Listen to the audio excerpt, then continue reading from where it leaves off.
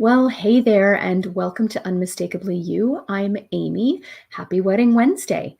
If you've been around for a while, you know that I go live every Wednesday night at 8 o'clock, except that tonight I'm actually not live. I'm out of town.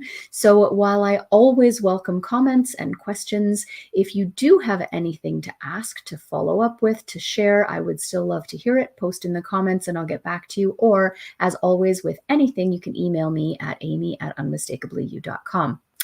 Now, if you are early in your wedding planning, first of all, congratulations, especially if you've just recently gotten engaged. The first thing that probably pops into your mind after you're finished freaking out is, oh my gosh, how much is this going to cost me? And we all know that budget is a four-letter word in wedding world. So I want to encourage you, first of all, to set a realistic budget. If you need help with that, we have a workshop coming up in a couple of weeks. So pop on over to our website and sign up. But in that realistic budget, you absolutely need to account for gratuities or tips. And that's a kind of a gray area in wedding world. So tonight, we're going to talk about to tip or not to tip. And like I said, it's a bit of a gray area. As with almost anything, if you search online, you can find one website that swears that A is true and one website that swears that A is false and B is true. And so you can find a ton of conflicting information out there. Ultimately, I like to boil it down to my simple philosophy, which is that a tip should be earned, not expected. Now, in my little Pollyanna world with my rose-colored glasses, that's a pretty cut and dried, easy statement. But realistically, it's not exactly that clear cut. There are definitely segments of the industry where a tip is either charged right on your bill or expected, and sometimes explicitly stated and sometimes just expected but not explicitly stated. So those areas of your sort of expected tip vendors are going to be, first and foremost, catering. And so typically a caterer will overtly put a gratuity or a service charge on their bill. It ranges generally from about 15 to 20. I've seen up to 21, 22%. And depending on the verbiage, a gratuity and a service charge are not necessarily the same thing.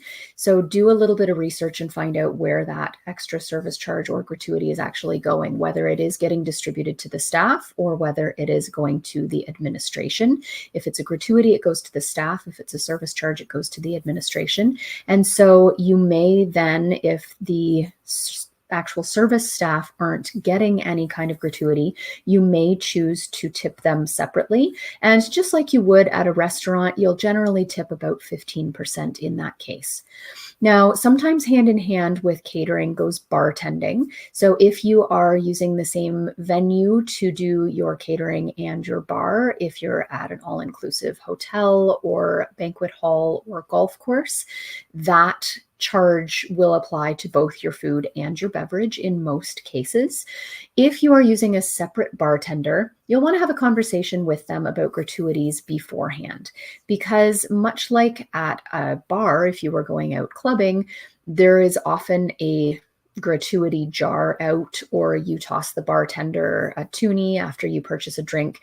And so in lots of cases, bartenders at weddings will actually put out a tip jar.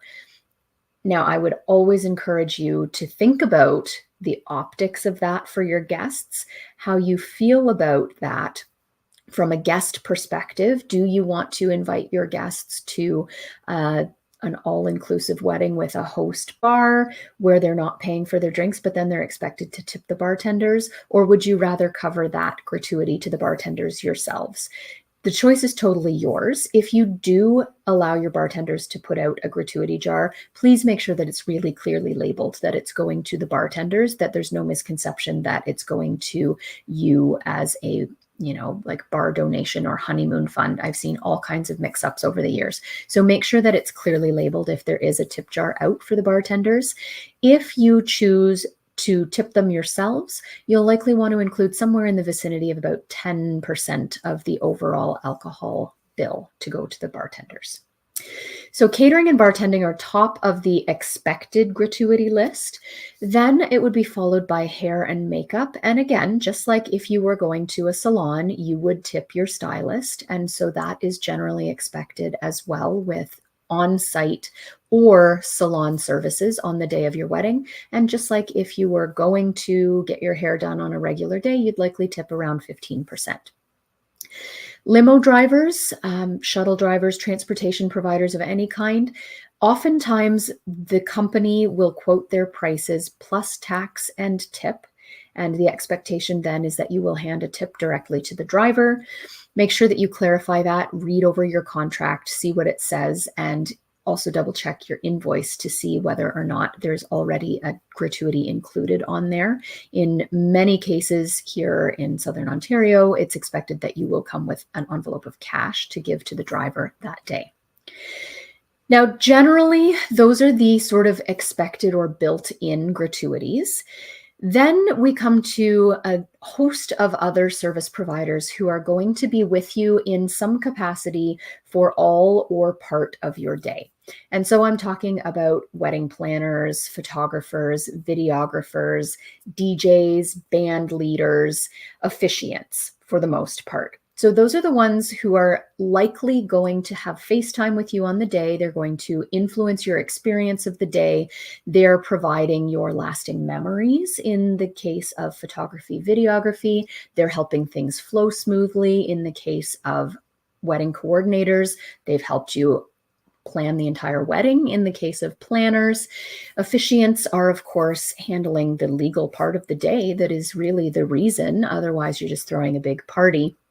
And so you'll want to think, oh, and sorry, musicians are kind of creating the atmosphere for the party part of the evening, which is definitely a huge part of the night. So you want to think about whether or not those providers are deserving of a tip. I, again, fall back on my a tip should be earned, not expected. None of those service providers in most cases will request a gratuity or build one into their bill.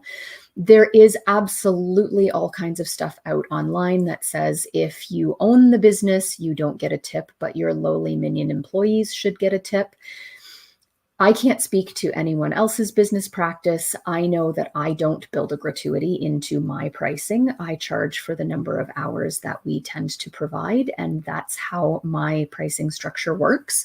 So would those vendors who are there on your day interacting with you absolutely appreciate a tip? Sure. Would they expect one? Never. So that's completely discretionary in my opinion. And if you do choose to tip those vendors, you may choose to wait until after the wedding to reward those who went above and beyond and who truly exceeded your expectations. You may choose to put something in an envelope that morning and distribute it throughout the day. It's totally up to you. If you do choose to give those vendors a gratuity, generally speaking, again, somewhere between 10 and 15% is appropriate. I have also received lots of gratuities that are non-monetary. So I have gotten gift cards for Starbucks or Tim Hortons or the LCBO, or for a massage, which is always appreciated, or for all kinds of things, like a restaurant that my clients know that I like. I've also been given physical gifts. I've been given a bottle of wine. I have a wicked awesome mug that has my face on it, which a couple got me this past year. It's me in my wedding planning attire, and it says wedding planner and glorified babysitter on the back. It's super cute. So absolutely, those kinds of things are appropriate and appreciated. But again, you do not need to feel like you have to tip these people. Nobody is going to expect it. And if you are looking for non-monetary ways to show your appreciation, and this extends to any service provider, so even the ones that you may not see on the day. So florists, for instance, they may drop off your flowers and be gone in 2 minutes. Decorators are often working long hours the day before and then coming back at the end of the night after all of the guests and yourselves have left. So you may not see those people. You may not see the baker who made your cake or did your dessert table on the day. But all of those service providers, whether or not you're interacting with them on the day or you never see them, absolutely would appreciate any kind of an appreciation token, whether it's monetary, whether it's a gift, or whether it's really even just a sincere thank you note expressing something personal and kind, and, telling that vendor how their experience with you, how your experience with them was amazing. You can take those words and put them into a brilliant review online. Word of mouth in this industry is worth its weight in gold, and social proof is where it's at these days. So if you want to take those appreciative words, put the emphasis on the wrong syllable there. If you want to take those words of appreciation and put them on, a Google review, or if the vendor has a profile on a site that collects reviews, absolutely, that's a great thing to do to show your appreciation and to help other couples to have the same great experience that you had with that vendor. Sharing some photos and giving the vendor permission to use them in their social media posts to showcase your wedding is also always really appreciated. Oftentimes the vendors get forgotten about after the day and the photos come in and you and your partner have these beautiful photos to remember, and we're left just with what is in our head, where we can't actually look over your photos again and appreciate them or share them or use them for marketing or even just for team training purposes. So sharing photos, always appreciated. Kind, thankful notes are appreciated. Gifts and tips, sure, absolutely. But for most sectors of the industry, I think a lot of people that I work with tend to kind of subscribe to the same philosophy that I do, which is that a tip should be earned, not expected. As always, if you have questions or comments, if something I said was confusing because I apparently can't speak straight today, let me know, reach out. I'm more than happy to chat. And if you are looking for a little bit more guidance on your budget, don't hesitate to sign up for that budget workshop that's happening on February 20th. We do have a couple of spaces left and we'd love to see you there. Until then, happy planning. Have a great week.